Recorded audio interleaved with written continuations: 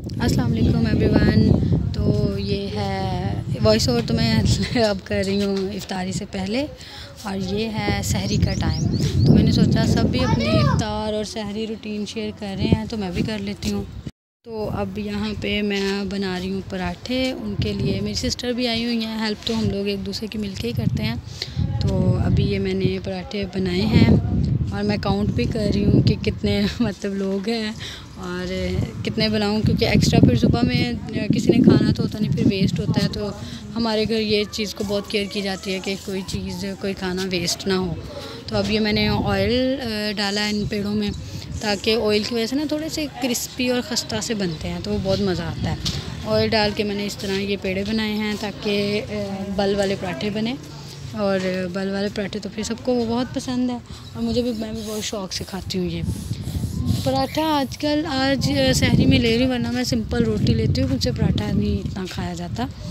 तो अब ये यहाँ पे पराठे बनेंगे और आप लोग देखिएगा कि बहुत मज़े के बनेंगे। और आप लोग बताइए कि आप लोगों की सहरी में क्या क्या रूटीन है, आप लोग क्या क्या करते हैं। ज़ाहिर सी बात है लड़के तो कुछ भी हेल्प नहीं करवाते होंगे, लड़कियां हम लोग ही करती हैं सारा। तो वैसे भी अच्छा लगता है सहरी करना, इफ्तार करना मिलके, बहुत मज़ा आता है। सिस्टर भी आई हुई हैं तो हमने थोड़ा सा कहा कि चले सहरी भी इकट्ठा कर लेते हैं मिलके। तो अब ये मेरे पेड़े रेडी हैं, बल वाले पराठे थे ये, इनको मैंने रेडी कर लिया है। और अब ये देखें अब मैं इनको बना रही हूँ। बनाने का ये कि मैंने ना थोड़ा सा तवा थोड़ा ठंडा ही था तो मैंने हरी में ऊपर ऐसे ही डाल दिया, तो वो ऑयल भी इतना गर्म नहीं हुआ। लेकिन चलें समहाउ बंदे से हो ही जाती है मिस्टेक्स। तो अब मैं ये पराठा बना रही हूँ ताकि सबके लिए बने।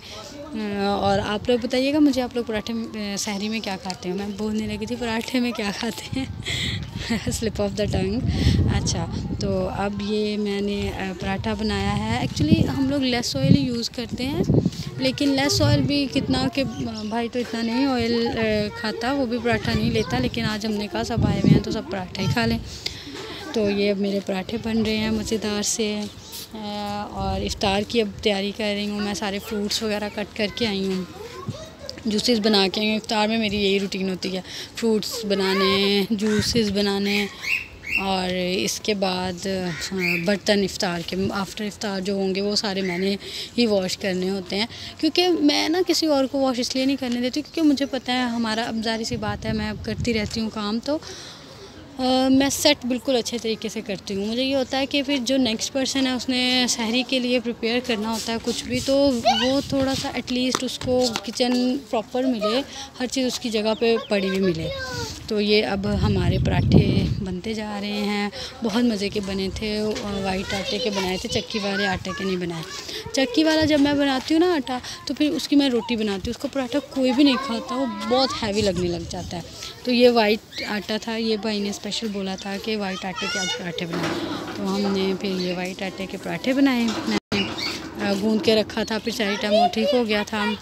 तो अब कैसे चल रहा है आपका लॉकडाउन, ये सब लॉकडाउन में रमज़ान रोज़े, बिलीव मी रोज़े ऐसे गुजरे हैं जैसे, मतलब मुझे तो रोज़ा बिल्कुल भी नहीं लगता। मैं रोज़े में पानी भी भर के आई हूँ गैलन में ना, हमारे प्लांट लगा हुआ है वहाँ से मैं भर के आई हूँ, मैं रोज़े में ही भर के आई हूँ।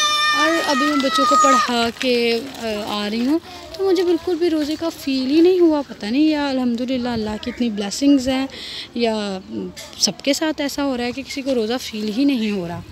तो अभी मैंने अपनी फ्रेंड से बात करी थी, मैंने उससे बोला तो वो कह रही नहीं मुझे तो बहुत रोज़ा लग रहा है, मैं तो लेटी हुई हूँ।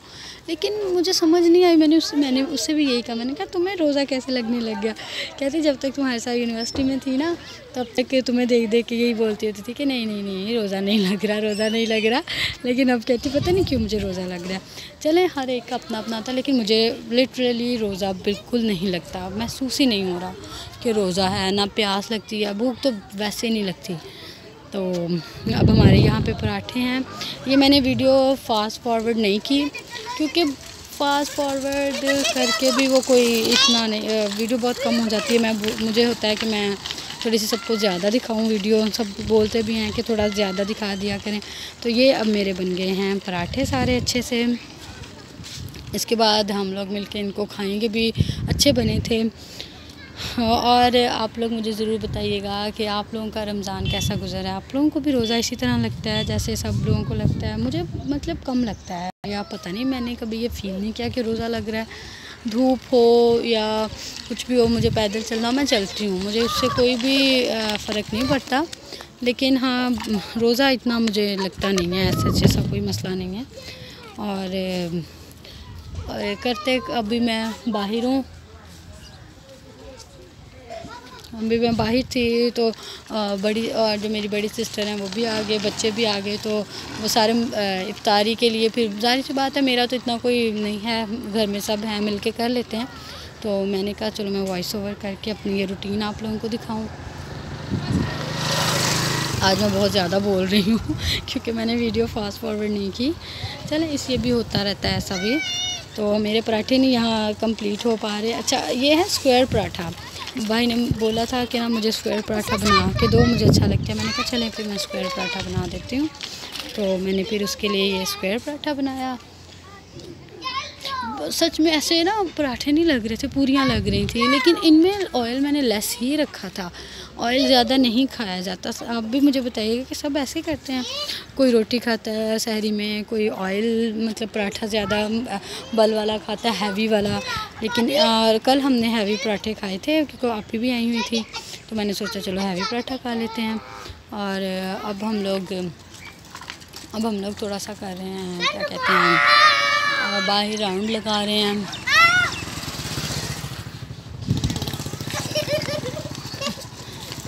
ये पीछे से मेरे नेफ्यू की आपको हंसने की आवाज़ आ रही है, ये भी मेरे साथ ही फिर रहे हैं। फिर एग था बनाने, अंडे बनाने थे, मैंने कहा चलें फिर अंडे बना लेते हैं। हर कोई पसंद कर रहा था कि सालन नहीं, इतना दिल कर रहा था खाने का, सबने कहा एग बना लें। फिर मैंने ये एग बनाए इसके साथ। एग के साथ ये ना सालन बना हुआ था, कौरमा बना हुआ था। वो तो इफ़्तार के बाद खाना खाया था तो उसमें ही खा लिया था हमने। लेकिन फिर थोड़ा सा जो लेफ़्ट ओवर था वो मैंने ओवन में रख के कर लिया गर्म। अवन ऐसे आई नो इतना ठीक नहीं है फूड गर्म करने के लिए, लेकिन फिर भी जब आपको हरी में हो आप, तो फिर oven is the best option for us. कि ओवन के बिना आप फिर काम नहीं इतना जल्दी कर पाते हैं। तो ये थी मेरी सहरी। ये मैंने ब्लू बैंड भी रखा क्योंकि मैं बहुत शौक़ से ब्लू बैंड खाती हूँ। और थोड़ा सा मैंने कौरमा रखा था, एग रखा, और बस सिंपल सी सहरी है। बताइएगा आप लोगों को मेरी सहरी की रूटीन और इतनी ढेर सारी बातें कैसी लगी।